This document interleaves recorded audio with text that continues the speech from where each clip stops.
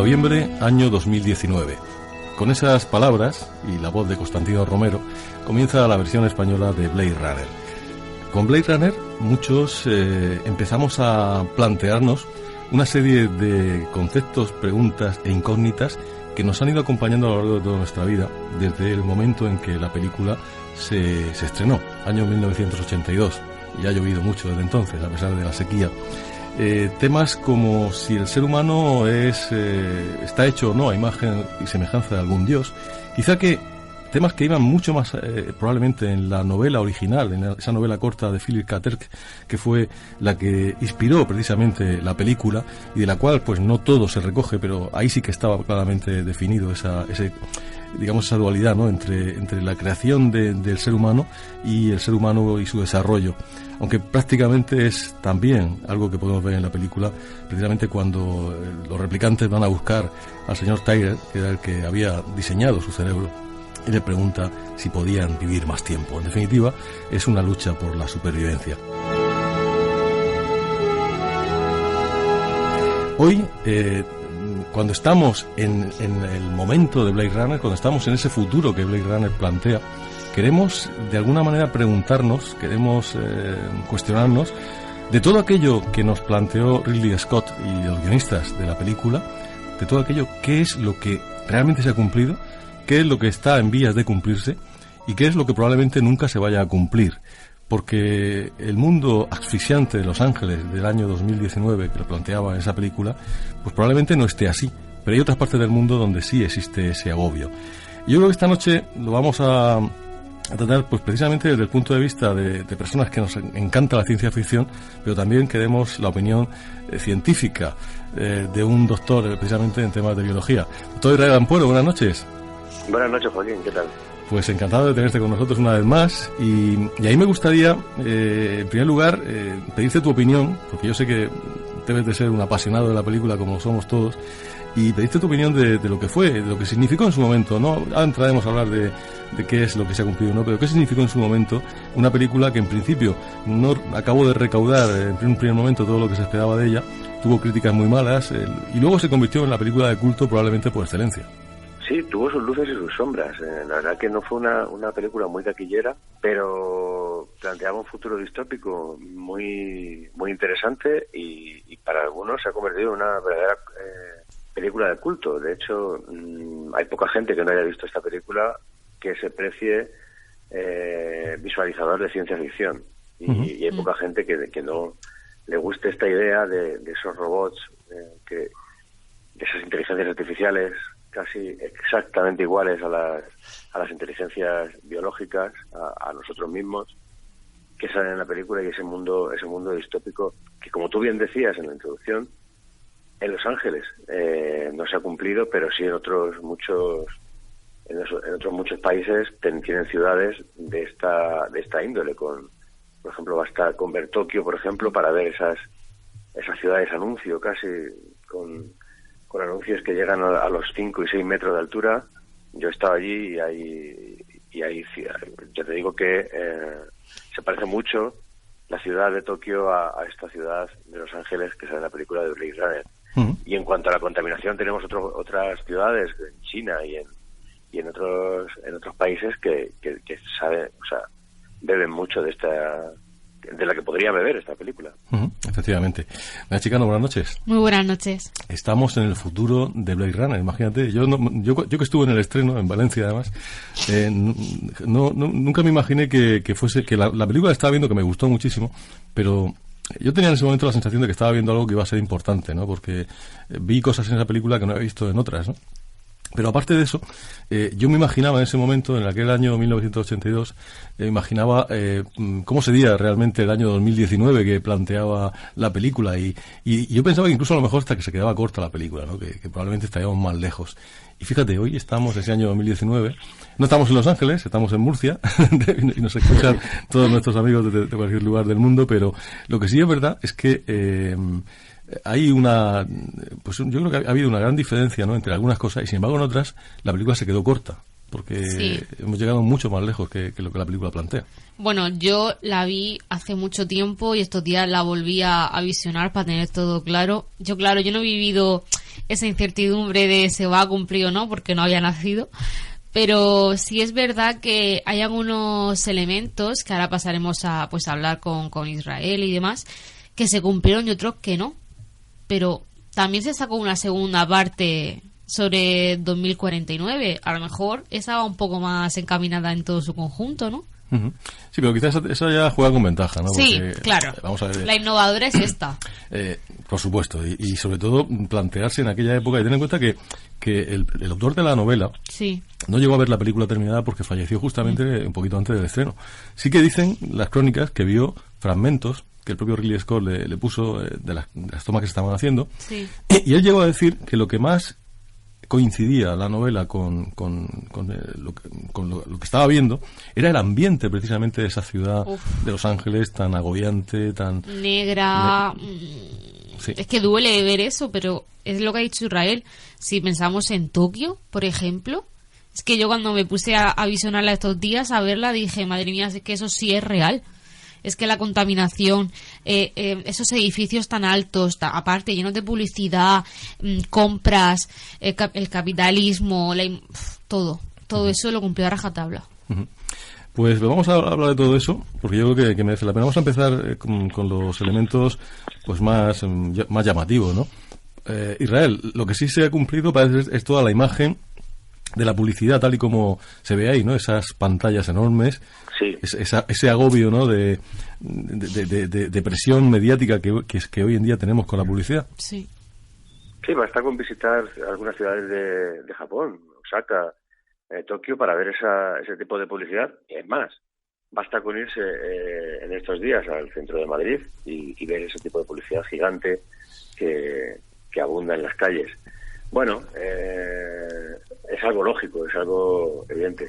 Hay una predicción que sí que se ha cumplido. Fíjate que Rutger Hauer, el actor que encarna al replicante, el replicante protagonista, básicamente, de la película, muere en la película en el año 2019. Ajá. Casualmente ha muerto en el año 2019. Sí. Es cierto, con muy poquita diferencia de tiempo, ¿no? Con respecto a la fecha de la película. Es algo impresionante. Él ha muerto de viejo, claro. Aunque no es tan mayor, no era tan mayor, pero ha muerto ya de mayor, con 75 años, en la misma fecha que muere su personaje en la película. La verdad que hay muchas cosas que luego de la ciencia ficción pasan a la realidad y no nos damos casi ni cuenta. Yo recuerdo haber visto esas pantallas táctiles en aquellas películas de los años 80 y 90 que decías, eso es imposible. Y ahora ves cualquier iPad o cualquier teléfono smartphone y ves eso, ves esas pantallas táctiles que tocas y tienes toda la información a la mano. Hay muchos aspectos de la ciencia ficción que terminan cumpliéndose. Uh-huh. En Blade Runner, por ejemplo, tenían ese sistema al que hablaban y mostraban la información. Uh-huh. Sí. O sea, ese Siri que tenemos ahora. Es una de las cosas o sea, Alexia, que le dices que te diga el tiempo y te lo dice. Hay cosas que se están cumpliendo, hay cosas que evidentemente pasa lo mismo que con Julio Verne. Cuando alguien lee una novela de Julio Verne, cualquiera de las suyas, son bastante predictoras, bastante predictivas. Uh-huh. Yo siempre he dicho que la gente que escribe ciencia ficción se empapa de ciencia de la época y es capaz de hacer una predicción de cómo va a avanzar esa ciencia. No es magia, ni es tampoco adivinación. Es simplemente que cuando Julio Verne se ponía a escribir, se empapaba de la ciencia de aquel momento. Y la ciencia de aquel momento ya empezaba a dar algunas tonalidades de por dónde iban a ir los tiros. Uh-huh. Evidentemente, si yo empiezo a teorizar sobre que en el futuro habrá colonias en el espacio, que seguramente habrá colonias en la Luna y que seguramente habrá llegado el hombre a Marte, acertaré con casi total seguridad. Pero acertaré porque me estoy basando en datos de hoy que me hacen pensar que eso puede ser así. Uh-huh. Efectivamente, quizá lo que más acertó, en primer lugar, Philip K. Dick, ¿no? Que fue el que planteó esa base y esa hipótesis, es en este universo que nos hemos dado a nosotros mismos, este medio ambiente que nos hemos dado a nosotros mismos. Lo estamos viendo, pues aquí en la región de Murcia tenemos un ejemplo muy triste, ¿no? El Mar Menor, y bueno, en general en todo el planeta se están derritiendo los polos, estamos teniendo un cambio climático que muchos se niegan en reconocer, pero que es, desgraciadamente, ojalá fuera mentira, ¿no? Yo sería el primero en que lo aplaudiría, porque eso sería algo muy bueno para todos, pero desgraciadamente lo estamos teniendo, lo estamos viviendo. Y bueno, eso sí que en la película, aunque no se dice nunca, no se llega a decir en ningún momento, pero se pone en evidencia, ¿no? Y el hecho de que esté en un ambiente tan hostil para el ser humano, queda claro. En la novela está mucho más claro, porque precisamente los androides soñaban con ovejas eléctricas porque no existían ovejas de verdad. Es decir, había acabado la naturaleza, no quedaba más que el ser humano y ya está, y poco más. Todo lo demás era artificial. Y hasta el ser humano en la primera novela se empieza a plantear que también es artificial. Por lo tanto, lo del cambio climático sí que fue todo un acierto en la diana. Sí. Bueno, fíjate que es el argumento de muchísimas películas. En Matrix es algo parecido. La raza humana directamente ha desaparecido y el clima de la Tierra es completamente inhóspito para la especie humana. Es evidente que o hacemos algo o vamos a terminar cargándonos el planeta, y desgraciadamente en eso la película ha acertado. A lo mejor no en los tiempos, porque no estamos tan mal como dice la película, pero sí en la forma y en lo que va a pasar. Uh-huh. Como sigamos así, vamos a tener un futuro bastante negro en ese aspecto. Sí. Como tú bien decías, sí. Pensando hablando desde un punto de vista antropocéntrico, es decir, pensando que somos capaces de llegar a eso. A lo mejor la Tierra se nos sacude antes de encima. Uh-huh. Como tú bien decías, en la parte que acertó también muy de pleno, igual que en el cambio climático, fue en esos dispositivos de reconocimiento de voz. Cuando Deckard llega a su casa, una casa pues muy impersonal, lógicamente, muy apropiada para el personaje, y llega y se pone delante de un aparato al cual le da instrucciones con la voz, y aquel aparato hace todo lo que él dice. Eso hoy en día yo creo que estamos incluso hasta más allá de lo que se ve en la película. Es decir, se puede hacer todo lo que nos dé la gana con un sistema de reconocimiento de voz. Lo que hace en la película es algo muy simple, simplemente es estudiar un poco una imagen, hacer una ampliación. O sea que estamos viendo ya como incluso se han desarrollado dispositivos para personas con problemas físicos que hacen cosas mucho más espectaculares que lo que vemos en la escena de la foto, ¿no?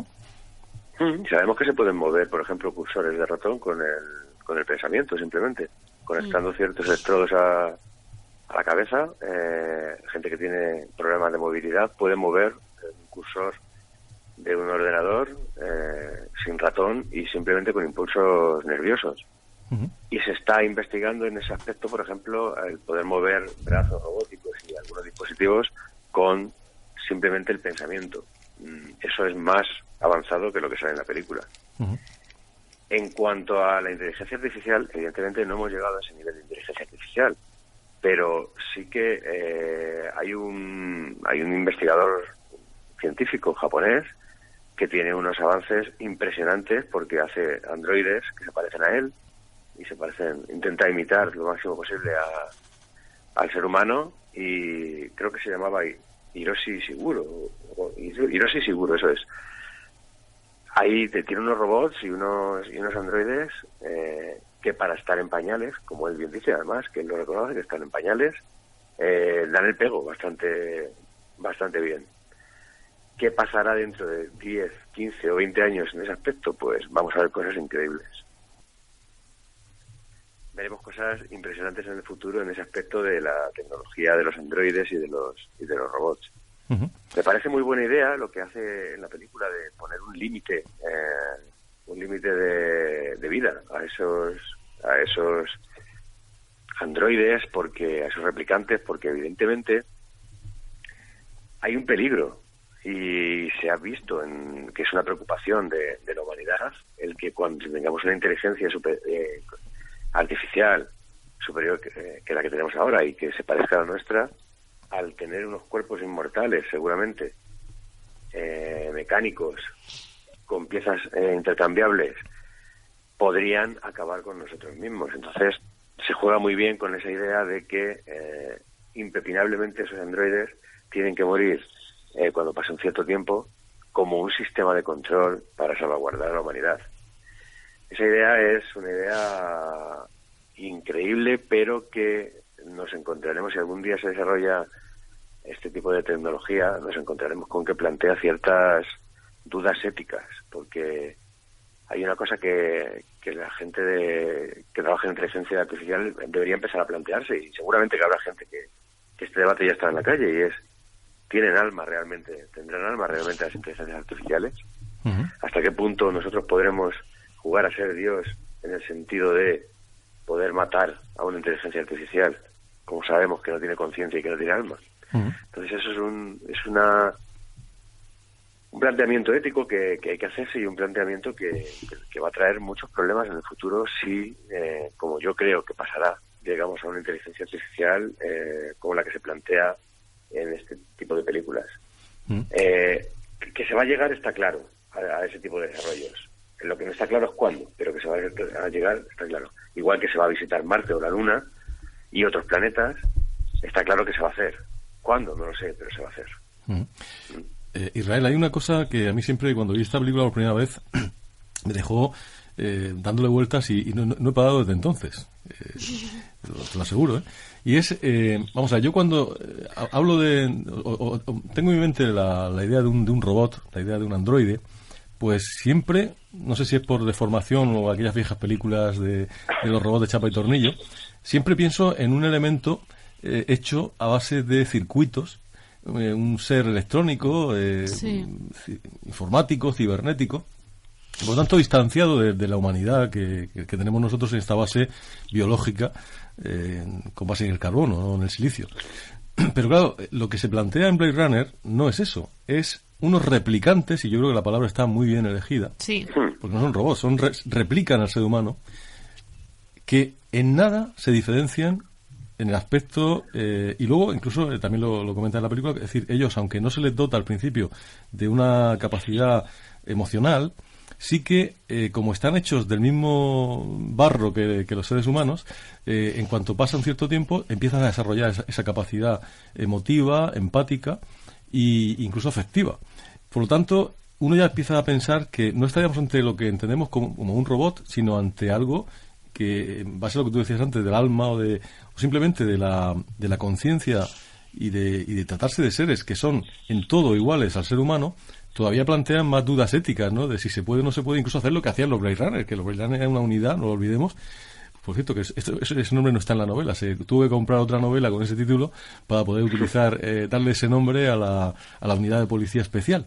Lo que hacía esa unidad era precisamente retirar, entre comillas, que era un eufemismo de matar a estos seres que un poco se desmadraban, ¿no? Que de hecho todo empieza por una rebelión en las colonias donde los replicantes se dedican a matar seres humanos, precisamente para poder escapar de ellos, ya que eran esclavos, realmente estaban siendo usados como esclavos en todos los sentidos, a nivel de trabajo y a nivel de cualquier otra necesidad que la humanidad tenía, pues utilizaban replicantes para lo que antes utilizaban esclavos en épocas pasadas, ¿no? Por lo tanto, eso, desde que yo vi la película, me ha estado dando vueltas y la pregunta que te quiero hacer es si podemos ir hacia ahí. Es decir, ya sabemos lo que hace la inteligencia artificial con circuitos, con informática, con elementos tecnológicos que podemos montar, pero ¿se puede ir hacia una especie de androides que no sean electrónicos, sino que sean tan biológicos como nosotros? Hombre, podríamos ir hacia hacer a nuestro antojo a un ser humano. Podríamos clonarlo, podríamos editar sus genes con herramientas que hay ahora nuevas, muy potentes, como una tecnología que se llama CRISPR-Cas, son unas siglas, que es con la que se puede coger un fragmento de ADN y reescribirlo a nuestro antojo, con lo que eso conllevaría. Eso lo podríamos hacer, hay tecnología ahora mismo para hacerlo. Lo que yo dudo es que se pueda reprogramar, o programar un cerebro para que actúe como si no tuviese conciencia pura. Esto es un tema que trasciende la ciencia, y aunque no debería ocuparse de la ciencia de ello. De hecho, el doctor Gaona, por ejemplo, es un gran científico que está muy preocupado por la conciencia, por la aparición de cómo se desarrolla la conciencia y cuál es el aspecto que tiene y por qué nosotros percibimos y somos conscientes de nosotros mismos. y con ello, como bien decíais vosotros en algún programa, el universo es capaz de verse a sí mismo y de estudiarse a sí mismo, yo creo que esa conciencia es inherente al desarrollo neurológico y al desarrollo humano. Venga de donde venga, no voy a poner en duda de dónde viene esa conciencia. No puedo pensar que el cerebro actúa como un receptor de radio que recepciona una conciencia y la mantiene durante la vida del ser, o que es el originario de esa conciencia. Puedo pensar las dos cosas y las dos cosas, como teoría, serían válidas.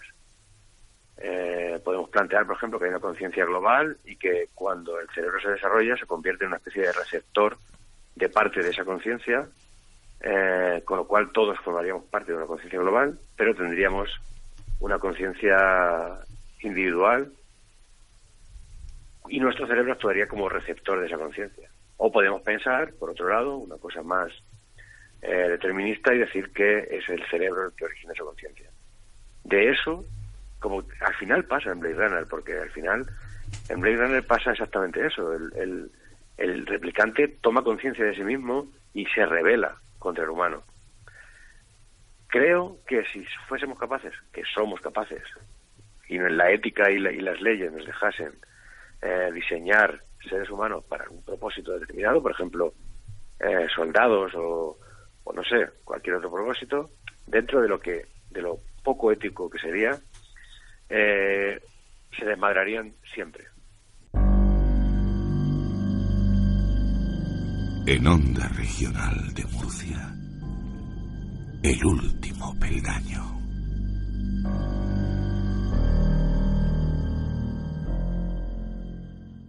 Fueron diseñados como copias de seres humanos en todos los sentidos, excepto en sus emociones. Pero los diseñadores creen que al cabo de unos años pueden desarrollar sus propias respuestas emocionales. Por eso les dotaron con un dispositivo de seguridad.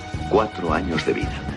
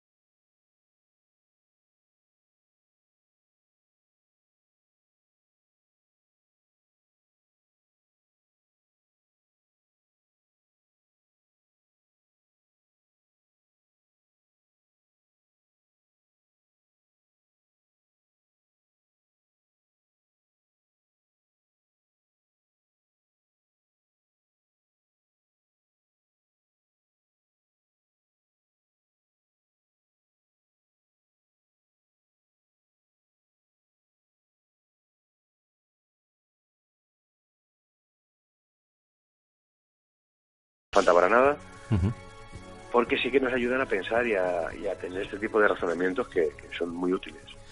Ciertamente. Pero claro, se puede fabricar, o sea, lo que plantean en la película, de que, bueno, tal como parece ser que dan a entender que se montaban, entre comillas, los replicantes, era a base de construir por separado los órganos. Es decir, ellos van en un momento dado a visitar al que hacía los ojos. Y de hecho lo matan, ¿no? Sí. Y bueno, y ahí estaba el hombre trabajando a mucha temperatura bajo cero, metido en un sitio el hombre fabricando ojos, ¿no? Otro se supone que fabricaría el hígado, otro haría los pulmones, y al final, pues parece que la Tyrell lo que hacía era subcontratarlo todo y luego el cerebro, que era lo más importante, lo diseñaban ellos y probablemente lo fabricaban ellos también. Y luego ya lo ensamblaban todo, pero claro, lo que tú veías ahí era personas normales y corrientes, no veías monstruos de Frankenstein, es decir, no estaban cosidos, sino que realmente eran personas además perfectas, ¿no? Con una capacidad y unas potencialidades por encima incluso de lo que es un ser humano normal y corriente. ¿Esto es viable, hacer las cosas así? Será viable en el futuro.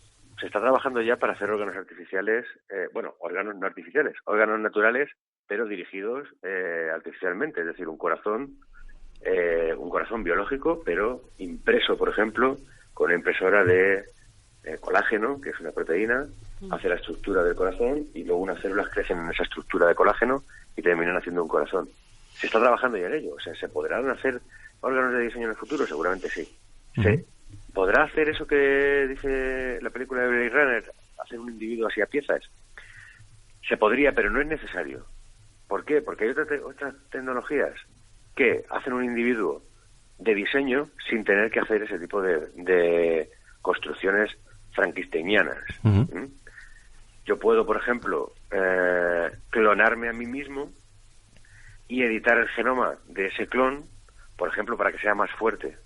O cuando se conozcan todos los genes que intervienen en ciertos aspectos como la inteligencia u otros, puedo poner la información genética que a mí me da la gana en su código genético, en el código genético de mi clon, y hacer que sea muchísimo más inteligente que yo, muchísimo más fuerte que yo y en general muchísimo mejor que yo. Eso lo podríamos hacer ya, hoy en día. Sí que es verdad que nos falta cierta información. Por ejemplo, podríamos hacer un individuo más musculoso, seguro, porque hay genes que se pueden modificar, como el gen de la miostatina, que inhibe el crecimiento muscular y que, modificándolo, podríamos hacer que el individuo tuviese una apariencia muscular y más fuerza. O, por ejemplo, modificar los genes de la eritropoyetina como para que el individuo sea más resistente, y se podría llegar a crear un individuo físicamente mejor que ahora. Más inteligente en el futuro, cuando se conozcan la base genética de la inteligencia, si es que las hay, seguramente sí se podrá hacer un individuo más inteligente. No hace falta actuar así, como un cirujano del siglo XIX, cogiendo piezas de un sitio y piezas de otro, pero sí podemos llegar a hacer ese tipo de replicantes de Blade Runner con otro tipo de tecnología, incluso más avanzada que la que plantea Blade Runner. Uh-huh. Hoy en día la tecnología para hacer eso es más avanzada que la que se plantea ahí. No haría falta hacer las cosas por separado para unirlas. Se podría hacer directamente un individuo diseñado para eso. Lo que pasa es que hay unas leyes férreas que influyen en esta tecnología para que no se use con mala intención.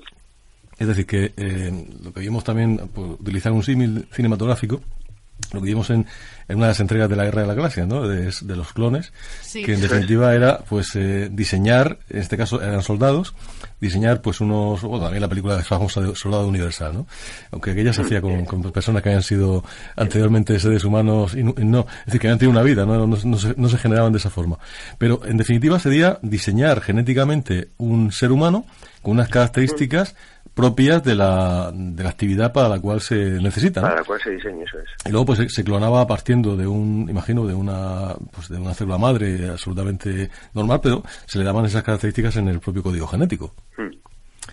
Madre mía, esto se podría hacer perfectamente, sin ningún tipo de problema. Otra cosa es que cómo adiestrarías a esa persona para que se dedicase a eso solo, es decir, cómo serías capaz de anular su libre albedrío, su propia conciencia, para que en términos coloquiales se convirtiese en un esclavo tuyo. Eso ya sería lo difícil. De todas formas, existen ciertas técnicas de condicionamiento instrumental y de cierto condicionamiento psicológico que se podría aplicar a estos individuos para hacerlo. Esto se gana todo en el marco teórico y en el marco de la ciencia ficción. No es que yo sea el doctor Mengele. Por supuesto. No, si de hecho lo que estamos es analizando, ahora que estamos en la época de Blade Runner y que teóricamente, pues si hubiese acertado Philip K. Dick y Ridley Scott, pues estarían haciendo replicantes para mandarlos a las colonias exteriores. Pedíamos pasar pues una especie de dirigible por el cielo con una voz que nos diría que nos fuésemos a las colonias y todo esto. Y algunos se imagina no sé, a lo mejor en Los Ángeles desde luego no se parece en nada a la película, ¿no? Pero como bien habéis dicho tanto María como tú, sí que se imagina algunas zonas de Tokio o de otras ciudades de esa naturaleza. Y no es difícil, ¿no?, el ponerse en esa situación.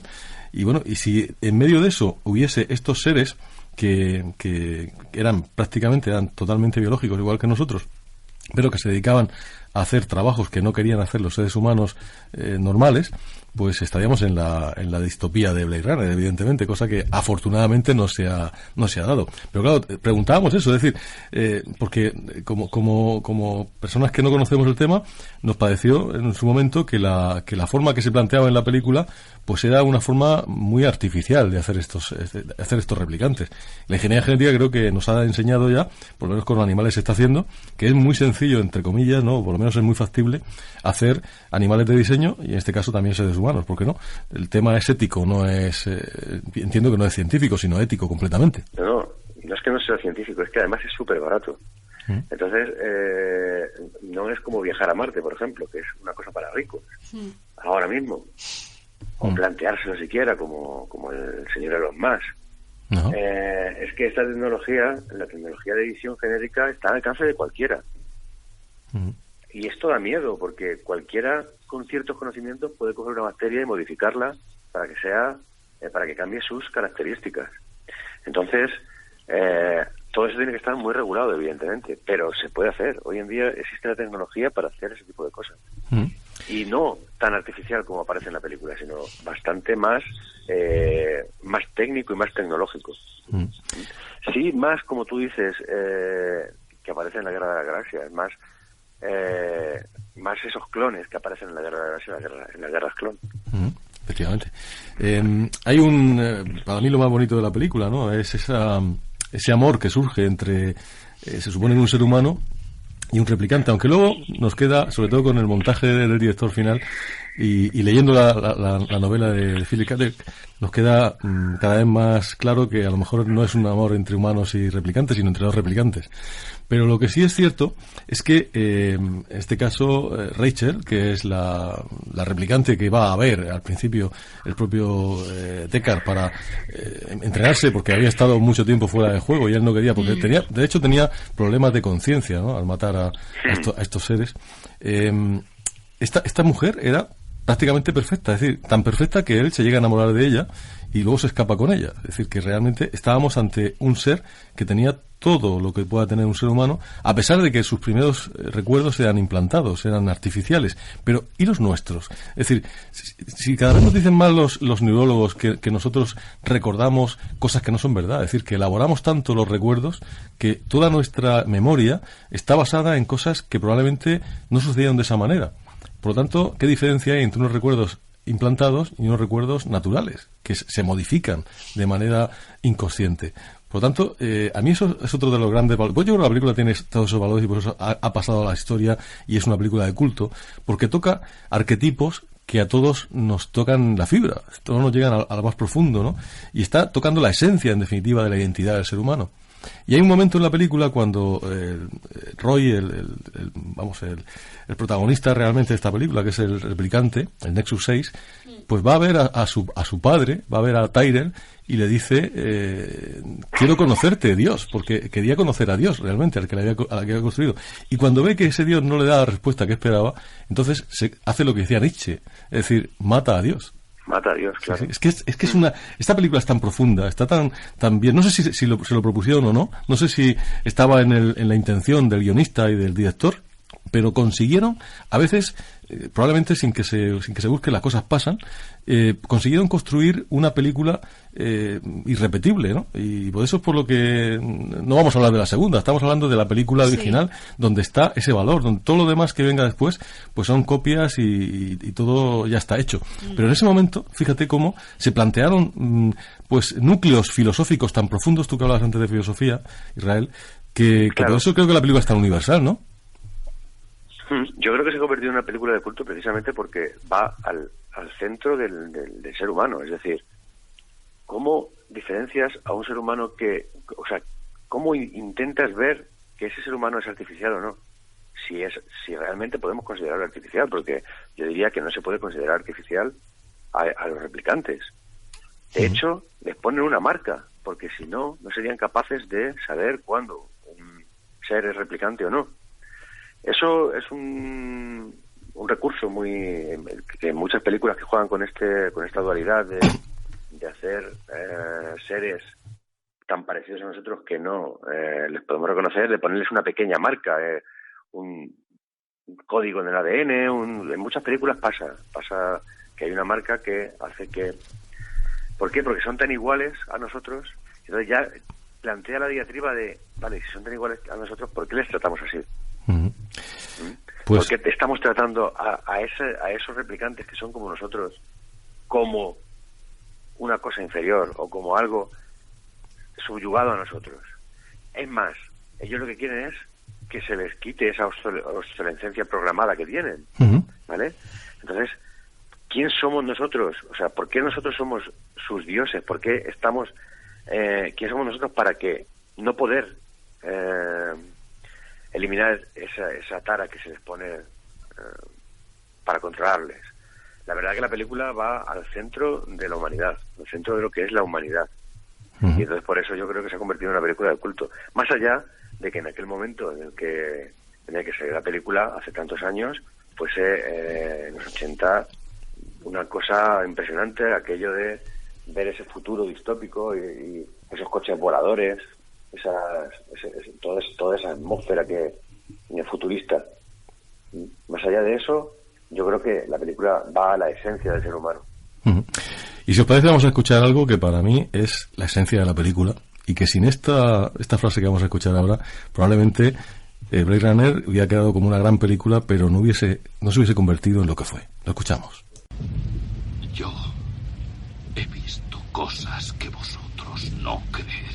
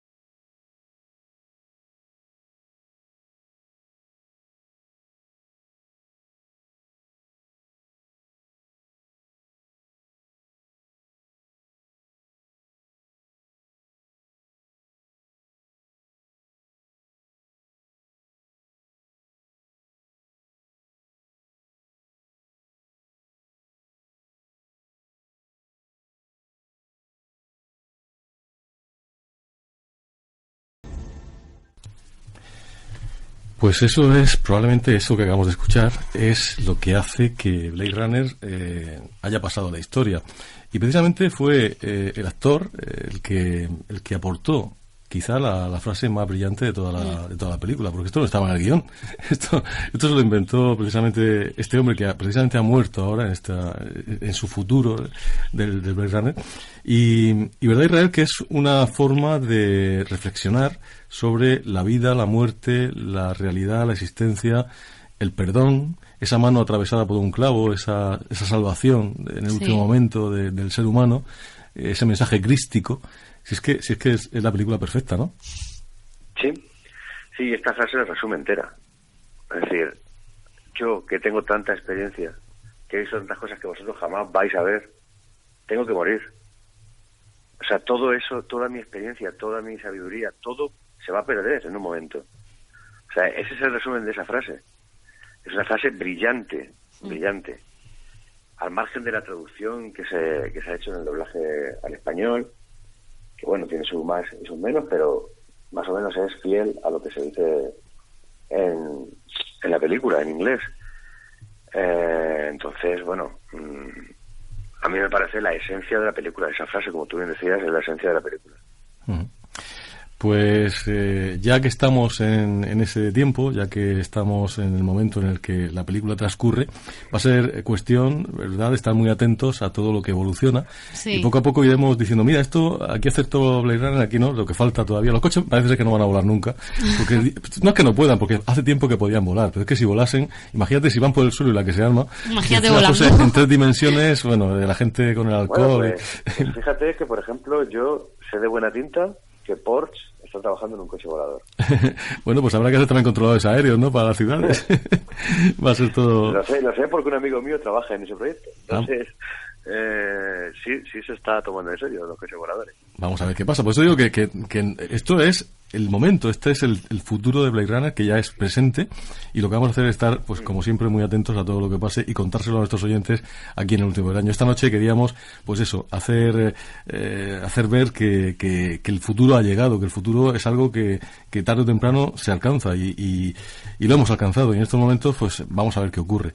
La verdad es que yo estoy muy contento de haber podido ser de esa generación, ¿no?, de Blade Runners, que hemos crecido con toda esa filosofía y con todas esas ideas que de alguna manera se planteaban en la película, y ojalá que seamos capaces de enmendar lo malo y corregir todo aquello que la película nos avisa que puede ser el peligro del ser humano, ¿no? Ojalá que sea así. Pues Israel, ¿alguna cosa más que te parezca interesante que añadamos? No, simplemente que menos mal que no se ha cumplido una cosa, porque si te das cuenta, en toda la película el ambiente de fumadores es tremendo, y parece que se está quitando la gente de fumar. O sea, menos mal. Menos mal que eso lo vamos a ir quitando poco a poco. Bueno, no un esfumador, ¿eh? No olvidemos que es también un guiño al cine negro, y que lo que hacen es un poco sacar esa estética de Bogart y de los grandes de clásicos del cine negro de los años 40 y 50, que todo el mundo fumaba. Entonces, de alguna manera, pues también queda reflejado en la película. Afortunadamente, eso tienes toda la razón del mundo, que ahí se han equivocado, y menos mal. Menos mal. Menos mal, eso es. Pues Israel Ampuero, como siempre, un placer tenerte con nosotros en el programa. Nos enseñas muchísimas cosas y nos haces que se nos queden los ojos, como decía Nacho Ales, ojipláticos, porque realmente lo que nos cuentas de lo que puede llegar a ocurrir con la biología y con la ingeniería genética es algo verdaderamente, eso sí que da miedo, y no las psicofonías. Sí, bueno, agradecido soy yo, sabes, siempre que me invites a hablar de estas cosas, porque siempre me planteas temas que hacen moverse mi mente, y eso me encanta. Así que te agradezco a ti que me hayas invitado al programa. Pues un abrazo muy fuerte y hasta la próxima ocasión. Pues un abrazo, Jorge. Un abrazo, María.